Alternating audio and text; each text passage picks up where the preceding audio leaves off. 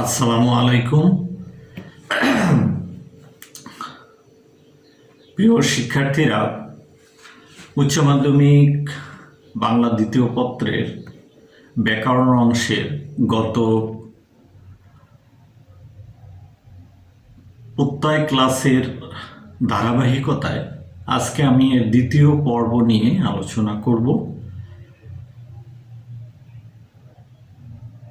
গত ক্লাসের মতো বলতে হয় যে এই ক্লাসটি তোমরা যারা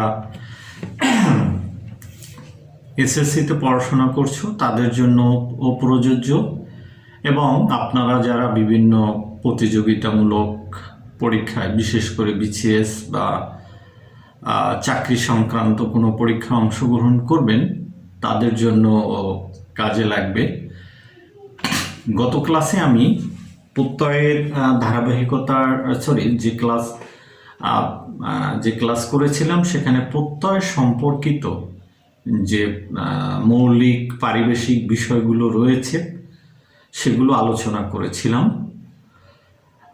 তারই ধারাবাহিকতা আজকে আমি এর পরবর্তী যে স্টেপ বা পরবর্তী পর্বে বিভক্ত করেছি সেটা হচ্ছে যে প্রত্যয় নাম সহ প্রকৃতি ও প্রত্যয় নির্ণয় করো, এ ধরনের যে প্রশ্নের মডেল রয়েছে সেটি। অর্থাৎ আজকে আমরা প্রত্যয়টাকে বিশ্লেষণ করার চেষ্টা করব।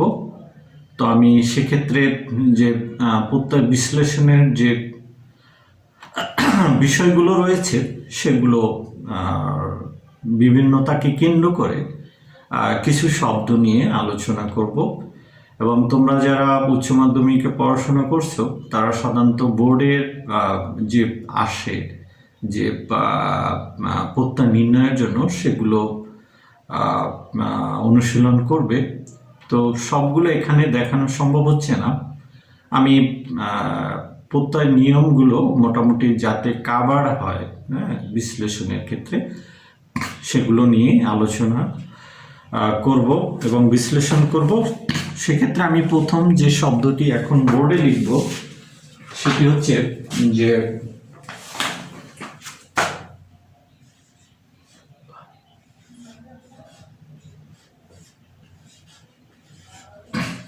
অন্তিম একটি শব্দ আমি এখানে লিখলাম। এখন প্রকৃত প্রত্যয় নির্ণয় করার জন্য যে বিষয়টি আমাদের, যে কৌশলটি আমাদের প্রথম অবলম্বন করতে হবে সেটা হচ্ছে যে প্রত্যয় নির্ণয় করার জন্য যে শব্দটি রয়েছে, অর্থাৎ প্রত্যয় সাধিত যে শব্দটি রয়েছে সেটি অবশ্যই একটি সাধিত শব্দ। অর্থাৎ বাংলা ভাষার ব্যাকরণে শব্দকে দুই ভাগে ভাগ করা যায়, একটা হচ্ছে মৌলিক শব্দ আর একটি হচ্ছে সাধিত শব্দ। আর অনেকটা মৌলিক এবং যৌগিক পদার্থের মতো। সুতরাং প্রত্যয়ে যে শব্দটি আসবে সেটা আমরা সাধিত শব্দ, তার মানে তার ওই শব্দটির ভিতর একটি মৌলিক শব্দ নিহিত রয়েছে। তো আমাদের প্রথম সেই মৌলিক শব্দটি আমরা খুঁজে বের করব, যেটাই হচ্ছে প্রকৃতি।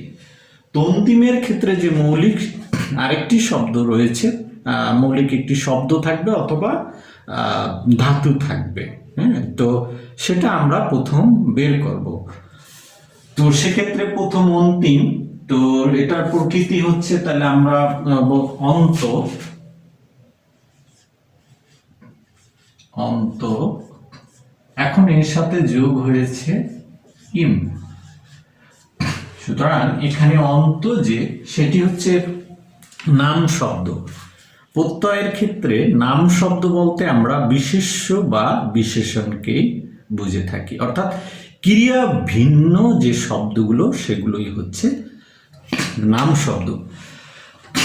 বিশেষ করে প্রত্যয়ের ক্ষেত্রে এখানে আমরা যেটা বিশেষ্য বা বিশেষণ, সুতরাং অন্ত অবশ্যই নাম শব্দ, এর সাথে ইম। সুতরাং এটার এই প্রত্যয়ের নাম হবে তদ্ধি। সুতরাং আমরা এখানে প্রত্যয় লিখব, প্রত্যয়ের নামের ক্ষেত্রে লিখব তদ্ধি। এখন এখানে সন্ধির যে বিষয়টি সেটি কিন্তু এখানে সাদৃশ্য রয়েছে। অর্থাৎ সন্ধির ক্ষেত্রে আমরা যে দুটো শব্দকে মিলিত করার জন্য, হ্যাঁ, সন্নিহিত যে দুটো বর্ণ সেটির মিলন হচ্ছে। আর প্রত্যয়ের ক্ষেত্রে ব্যাপারটা হচ্ছে যে একটি শব্দ আর একটি বর্ণ বা বর্ণ সমষ্টির বর্ণ বা স্বরকে মিলিত করা হচ্ছে। এবং এখানে দেখা যাচ্ছে যে সেই প্রত্যয়ের ক্ষেত্রে যে সন্ধির যে সূত্র সেটা অনেক জায়গায় মিলে যায়, আবার কোথাও সন্ধির যে মিলনের যে সূত্র সেটা কোনো জায়গায় নাও মিলতে পারে। সেটা আমি যেমন এখানে অন্ত এর যদি আমি শেষটা কিভাবে মিলিত হলো, অ যোগ রস্বই ই হয়ে যাচ্ছে রস্বই ই। কিন্তু এটা যদি সন্ধির ক্ষেত্রে হতো তাহলে কি হতো, যদি আমি এরকম একটা নেই তাহলে হতো শুভ, আমি এরকম একটা উদাহরণ দেখাচ্ছি, যোগ ইচ্ছা কি হয়ে যায়, সন্ধির ক্ষেত্রে হয়ে যাচ্ছে শুভেচ্ছা,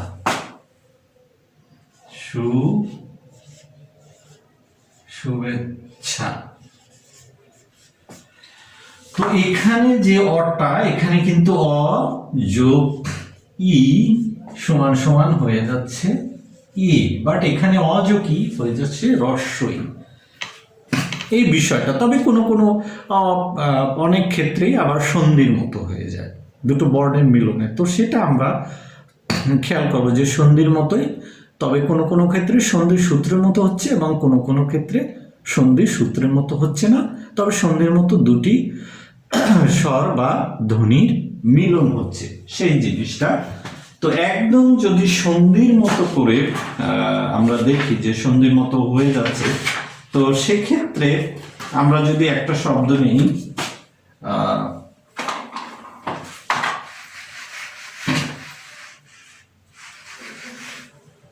সেক্ষেত্রে আমরা কি শব্দ নিতে পারি, কড়া। এখানে তাহলে আমরা এটার যে প্রকৃতি হচ্ছে কি, কর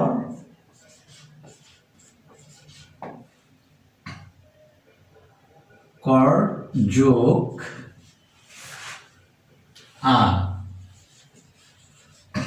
সুতরাং এখানে যে কর এটা হচ্ছে ধাতু বা ক্রিয়ামূল, হ্যাঁ, ধাতু বা ক্রিয়ামূল। আর ধাতু বা ক্রিয়ামূলের জন্য আগের ক্লাসে যে আমি আলোচনা করেছিলাম যে সেখানে এরকম একটা রুট ওভারের মতো চিহ্ন ব্যবহার করা হচ্ছে, সেটা ধাতুর চিহ্ন হিসেবে। অঙ্কে যেমন রুট ওভার বা বর্গমূল, আর এখানে হচ্ছে ধাতুর চিহ্ন। এখন প্রকৃতি যদি ধাতু হয় তাহলে সেটা অবশ্যই হবে কৃৎ প্রত্যয়। এখন আমরা আরেকটু সহজভাবেও বলতে পারি যে আসলে ধাতুর যে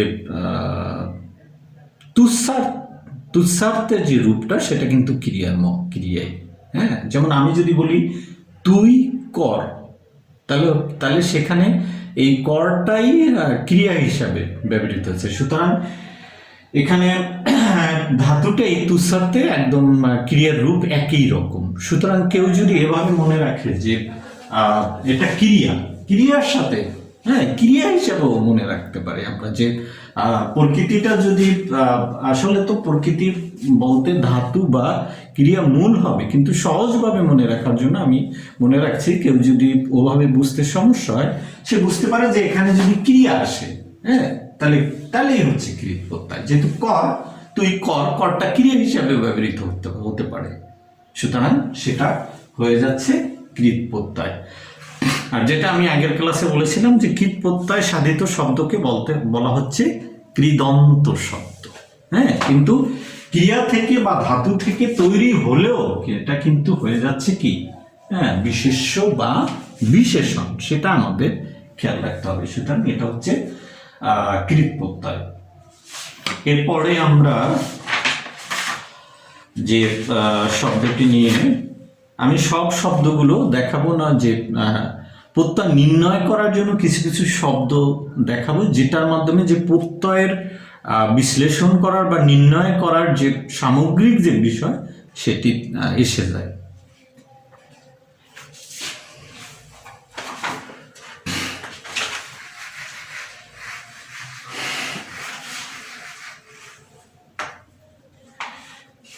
এরপরে আমরা আরেকটি শব্দ নিচ্ছি আঙ্গিক।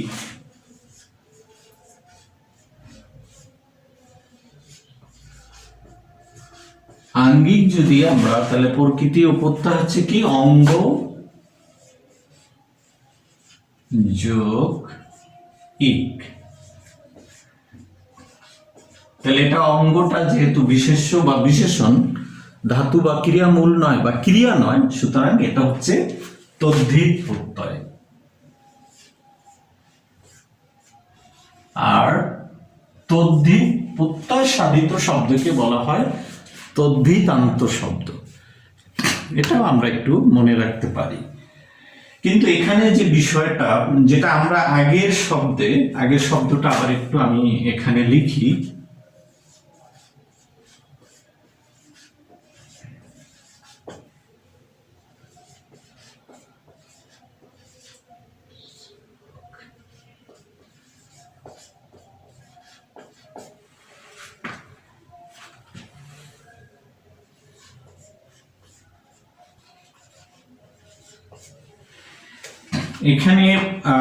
এখানে যে বিষয়টা, যে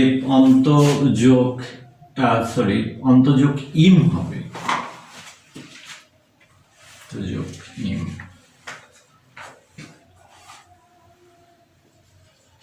অন্তযোগ ইম অন্তিম হয়েছিল। তো সেখানে আগের মতো যদি আমরা তুলনা করি, তাহলে এটা হওয়া উচিত ছিল কি অঙ্গযোগ ইক, মানে তাহলে আমরা ওটার মতো করে হলেও হওয়া উচিত ছিল অঙ্গিক। বাট এটা হয়ে যাচ্ছে কি, যেটা হয়ে যাচ্ছে অঙ্গিক না হয়ে এটা হচ্ছে আঙ্গিক। অয়ের জায়গায় আ হয়ে যাচ্ছে। এই যে আটা হচ্ছে মানে আদ্য স্বর, যেটাকে বলে আদ্য স্বরের একটি প্রকৃতির আদ্য স্বরের যে পরিবর্তন হয় বা উপদা বলা যায়, ঠিক আছে। আদ্য স্বরের যে পরিবর্তন হচ্ছে, যেটা আমি আগের ক্লাসে আলোচনা করেছি। সুতরাং এখানে কিন্তু এটাই কিন্তু আদ্য স্বরের পরিবর্তন হয় না, এটাই হচ্ছে আদ্য স্বরের পরিবর্তন। এবং এই ধরনের যদি পরিবর্তন হয়, সেটা তিনটে নিয়ম ছিল: গুণ, বৃদ্ধি, সম্প্রসারণ। এখানে যেটা হয়েছে, অটা যে আ হয়ে গেছে, সুতরাং এটাকে আমরা বৃদ্ধি হিসেবে, বৃদ্ধি হয়েছে। যখন আ হয়ে যায়, সেটাকে সে যে অপশ্রুতি বা যে আদ্যস্বরের যে পরিবর্তন রয়েছে, যে গুণ, বৃদ্ধি, সম্প্রসারণের, সেটি একটি বিষয় এখানে এসে গেছে। সেই বিষয়টিও আমাদের খেয়াল করতে হবে। এখন এখানে আরো বিষয়, এটা কেন হলো, এই যে অটা আতে কেন হলো, এটারও কিন্তু বিশ্লেষণ আমরা করতে পারি। সেটা কিভাবে?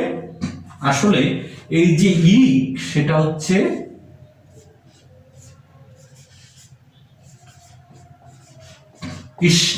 ইস্নিকের সংক্ষিপ্ত রূপটাই হচ্ছে এখন অঙ্গযৌগিক, মানেই হচ্ছে আঙ্গিক। এখানে আসলে মূলত ছিল ইস্নিক, এবং ইস্নিকের ক্ষেত্রে এখানে স এবং এই যে মূর্ধন্য ন, এটা ছিল। এটা কিন্তু প্রত্যয় গঠনের ক্ষেত্রে অংশগ্রহণ করে না। এই ধরনের আমি গত ক্লাসে বলেছিলাম, এটাকে বলা হয় ঈদ বা অনুবন্ধ। এবং এই ঈদ বা প্রত্যয়ের সাথে যে বাড়তি বর্ণ থাকে বা বর্ণ সমষ্টি, সেটা প্রত্যয় সাধিত শব্দ গঠনের ক্ষেত্রে যুক্ত হচ্ছে না। কিন্তু সংস্কৃত যে ব্যাকরণবিদ ছিল, তারা কিন্তু এগুলো জুড়ে দিত তাদের একটি বিশেষ সূত্রকে বা বিশেষ নির্দেশনার জন্যই কিন্তু তারা এটার সাথে জুড়ে দিত। এখন আমরা হয়তো সংক্ষেপে ইক লিখছি, কিন্তু আসলে এখানে এই স্বর্ণটা যে ছিল, এভাবে লিখলেও হচ্ছে, কিন্তু সেটা এখানে যে স এবং মূর্ধন্য না কেন ছিল, সেটা কিন্তু তাদের বিশেষ সূত্রকে এবং বিশেষ কোনো বিষয়কে নির্দেশ করার জন্য দিয়েছিল। আসলে এখানে ন যোগ করার মানেই হচ্ছে যে এটার যে আদ্যস্বরের পরিবর্তন হবে। এভাবে সংস্কৃতিতে ঈদ বর্ণগুলোর যথার্থতা রয়েছে। যে অনেকে মনে করতে পারে যে ঈদ বর্ণগুলো কেন সাথে সাথে শুধু শুধু জুড়ে দেওয়া হয়েছিল, না, শুধু শুধু ব্যাকরণবিদরা, সংস্কৃত ব্যাকরণবিদরা এটা জুড়ে দেননি। তাদের বিশেষ বিষয়কে নির্দেশ করার জন্যই তারা এই অতিরিক্ত এই বর্ণগুলো বা ঈদ বা অনুবন্ধগুলো জুড়ে দিয়েছেন। সেটা আমাদের বুঝতে হবে। এখন আরেকটা বিষয় যে এই সংস্কৃত প্রত্যয়ের ক্ষেত্রে এইটা বেশি হচ্ছে। আমাদের বাংলা ভাষায় যেহেতু অনেকগুলো সংস্কৃত শব্দ রয়েছে, সুতরাং এই সংস্কৃত শব্দের ক্ষেত্রে এই ইতের ব্যাপারটা রয়েছে, কিন্তু বাংলা প্রত্যয় যে খাঁটি বাংলা প্রত্যয় সেখানে কিন্তু এই ইতের ব্যাপারটা আসতেছে না। সেখানে একটু কিন্তু রয়েছে যে হয়তো প্রত্যয়ের মাধ্যমে আমরা একটি শব্দ গঠন করেছিলাম, পরবর্তীতে ধ্বনি পরিবর্তনের মাধ্যমে সেটা পরিবর্তন হয়ে গেছে। অর্থাৎ আমাদের যে সাধু ভাষা সেটা পরিবর্তন হয়ে চলতি ভাষা একটি সংক্ষিপ্ত রূপ ধারণ করেছে। সুতরাং সেটার যদি প্রকৃতি ও প্রত্যয় নির্ণয় করতে আসে, তাহলে আমাদের আসল মূল জিনিসটাকে নির্ণয় করতে হবে এবং সেই মূল শব্দটাকে ধরে নির্ণয় করতে হবে যে মূল শব্দটা পরে ধ্বনি পরিবর্তনের। ব্যাকরণের যে বিষয়টি আছে যে ধ্বনি পরিবর্তন, সেই যে অপনিহিতি বা অবিশ্রুতি বা স্বর সংগতি, ধ্বনির পরিবর্তন হচ্ছে উচ্চারণের সমস্যার জন্য, আঞ্চলিকতার জন্য, সংক্ষিপ্ত করার জন্য সেই বিষয়টা রয়েছে, সেটাও খেয়াল করতে হবে এখানে। তো এই বিষয়গুলো আসে। এখন আমরা আর এখানে এই যে স, এটা হয়তো অন্য কোনো বিষয়কে নির্দেশ করার জন্য এখানে যোগ করা হয়েছিল। এখন আমরা এই ধরনের আরো একটি শব্দ দেখাবো।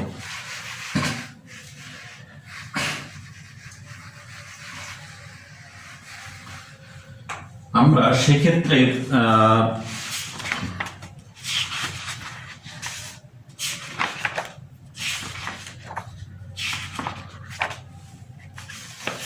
যেমন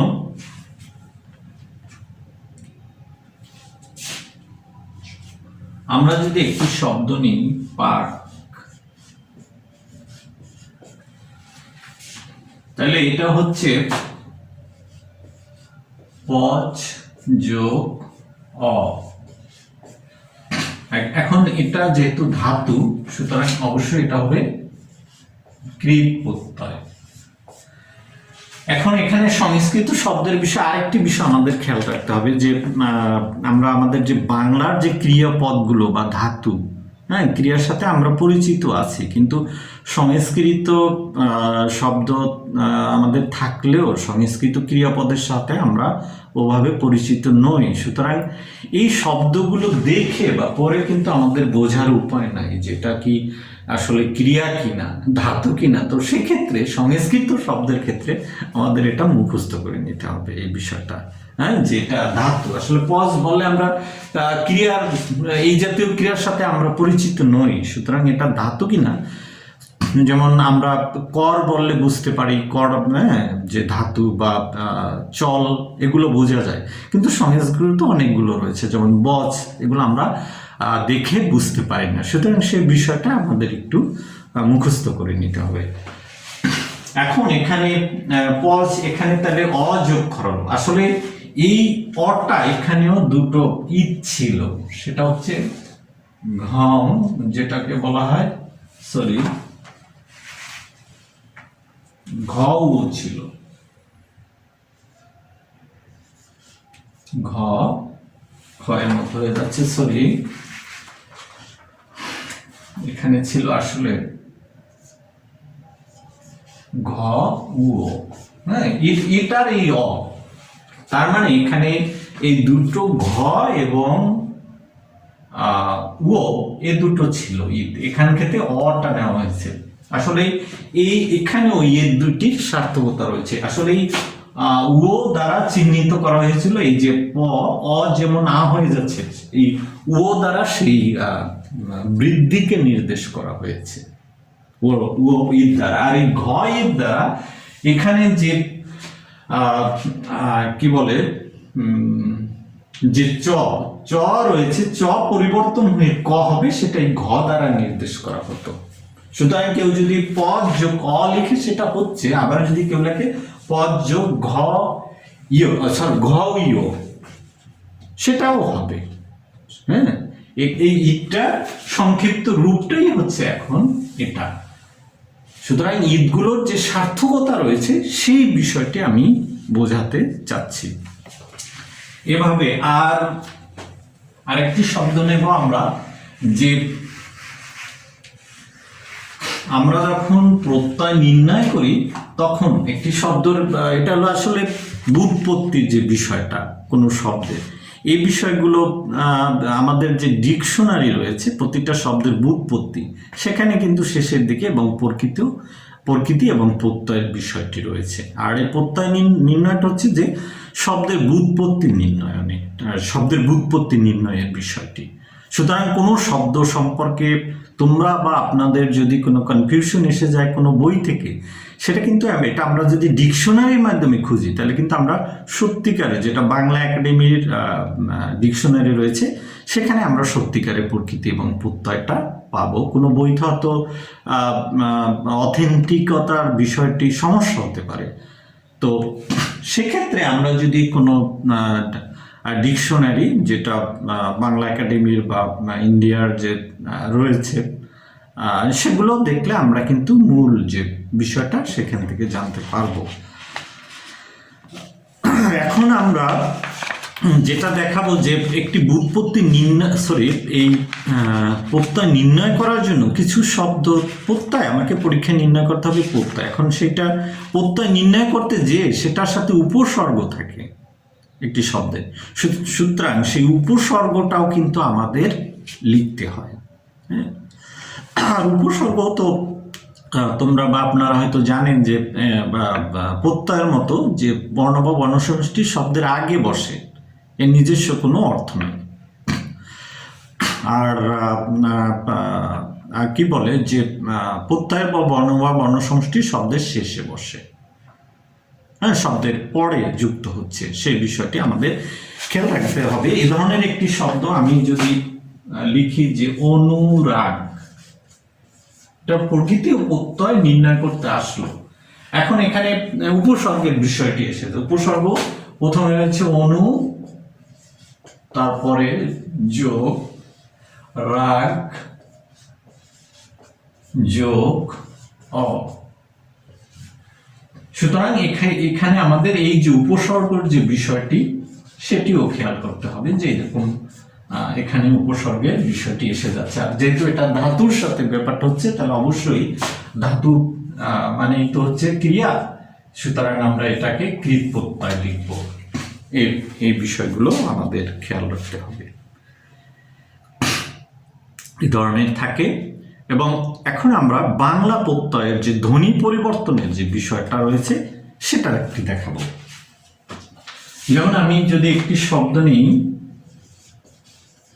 আষাঢ়ে, আষাঢ়ে, আষাঢ়ে, তো সেক্ষেত্রে এটা কি হচ্ছে, আষাঢ় যোগ ইয়া, এটা থেকে হয়েছিল আশা রিয়া। এভাবে লিখে আপনাদের বা তোমাদের এভাবে এই যে গ্রেটার দ্যান বা স্মলার দ্যান, এটাও কিন্তু বাংলা ব্যাকরণে একটা বিষয় যে এই পাশে থাকলে তো বড়টা বোঝাচ্ছে, গ্রেটার দ্যান বোঝাচ্ছে।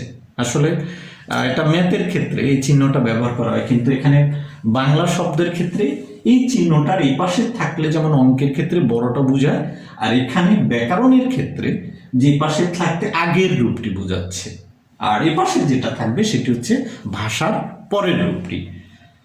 হ্যাঁ, সুতরাং এটা এই আষাঢ়িয়াটাই পরিবর্তন হয়ে যাচ্ছে আষাঢ়।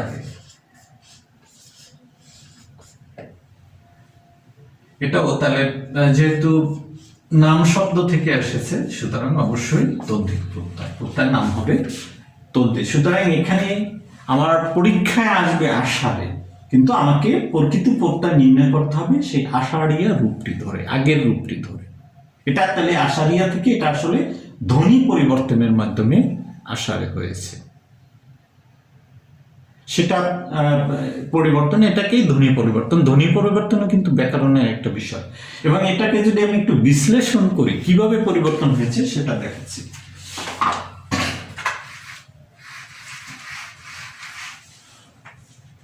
আসলে আষাঢ়িয়াটা উচ্চারণের জন্য এরকম পরিবর্তন হচ্ছে। আর এই উচ্চারণের পরিবর্তনকে ধ্বনি পরিবর্তনের বিভিন্ন সূত্রে বিভক্ত করা হয়েছে। আষাঢ়িয়া আসলে হয়েছিল আষাঢ়রা। হ্যাঁ, এই যে পরিবর্তন, আগের রস্বইকার বা রস্যুকারকে একটি শব্দাংশের মধ্যে আগের রস্বই বা রস্যুকারকে উচ্চারণ করাকে, এটাকে বলা হয় অপনিহিতি। অপনিহিতি পরিবর্তন হয়েছিল, সুতরাং এই পরিবর্তনটা প্রথম অপনিহিতি হয়েছিল। এই পরিবর্তনটা, এটাকে আমরা বলতে পারি অপনিহিতি।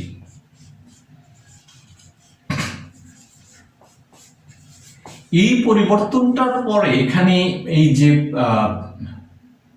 আ এবং রস্বই এবং আ, এই ধ্বনি দুটোর আবার পরিবর্তন হয়েছে। অপনিহিতির পরে আবার আরেকটা পরিবর্তন হয়, এটাকে বলা হচ্ছে আষাঢ়া থেকে আষাঢ়ে। এটা হয়ে যাচ্ছে, এই পরিবর্তনটা হচ্ছে অভিশ্রুতি। সুতরাং এভাবেও ধ্বনি পরিবর্তনের মাধ্যমে, বা যে সাধু রূপ থেকে যে আমাদের চলিত রূপ হচ্ছে সেরকম বিষয়টি। সুতরাং এই বিষয়গুলো, সুতরাং আমরা ওভাবে লিখে আষাঢ়িয়া লিখে ব্র্যাকেট দিয়ে আষাঢ়ে লিখলেই হয়ে যাবে। বা আমি এটা বোঝানোর জন্য এই বিষয়টা যে অপনীতি এভাবে বিশ্লেষণ করে আপনাদের বা তোমাদের না দেখালে চলবে, ব্র্যাকেটের মাধ্যমে লিখে দিতে হবে। এবার আমরা এই ধরনের আরেকটি শব্দ নিয়ে আলোচনা করি।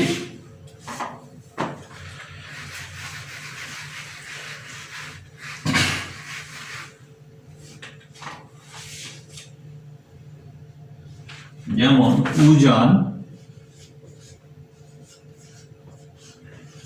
উজান হচ্ছে আসলে উজা যোগ আনো, উজানোকে উজা যোগ আনো সমান সমান হচ্ছে কি উজানো।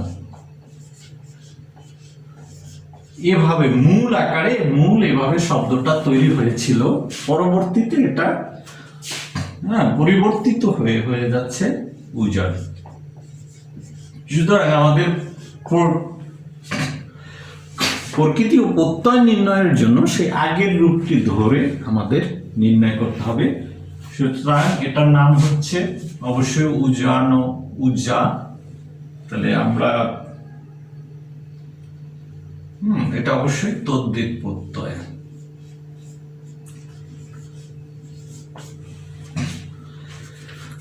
তো প্রত্যয় নির্ণয়ের ক্ষেত্রে আমাদের এই বিষয়গুলোই মোটামুটি রয়েছে, এবং এই বিষয়গুলোই যদি আমরা রপ্ত করতে পারি তাহলে কিন্তু প্রত্যয় নির্ণয়টা আমাদের জন্য সহজ হবে।